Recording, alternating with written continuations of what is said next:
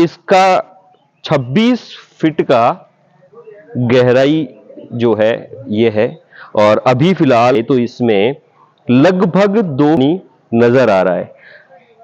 परंतु जिस तरीके से जयपुर में पिछले कुछ दिनों से बरसात हुई है, उस बरसात के हिसाब से यह पानी काफी कम नजर आ रहा है।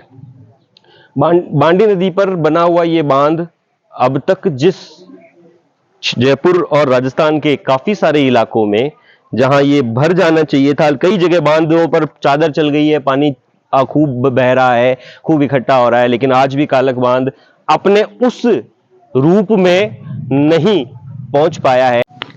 अभी आपने जो कालख बांध के ऊपर भराव बांडी पर पानी देखा, अब हम बिल्कुल बांडी के बीच में जहां से नदी बहनी चाहिए उस इलाके में है, जहां से आप देख सकते हैं पूरी बांडी लगभग वह पानी है जो सिर्फ आसपास में बारिश से इकट्ठा हुआ है।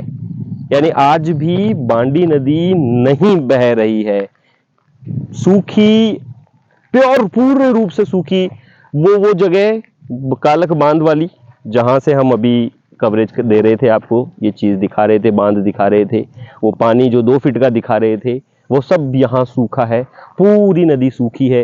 ये वह मरु गंगा है, यह वह जयपुर ग्रामीण की जीवन गंगा है जो कभी पूरे क्षेत्र को पानी दिया करती थी, प्यास दी थी, और आज ये इस प्रकार की हो गई है कि आंसुओं से भी इसका भराव नहीं हो पाता है।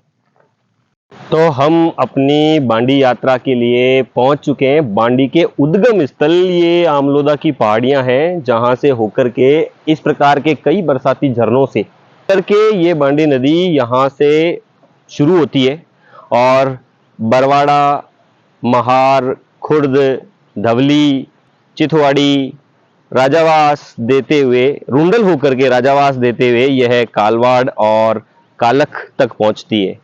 अब आप देख सकते हैं कि जिस प्रकार से इस बरसात में यह उद्गम बांडी का है, उस हिसाब से अगर हम लोग हमारे पिछले वीडियो कालख के में देखें बांध पे, तो ये कम से कम यहाँ 7-8 ऐसे झरने हैं जो आमलोदा और इस पीछे यहाँ समुद्र की पहाड़ियां हैं जहां से निकल करके ये बांडी निकलती है।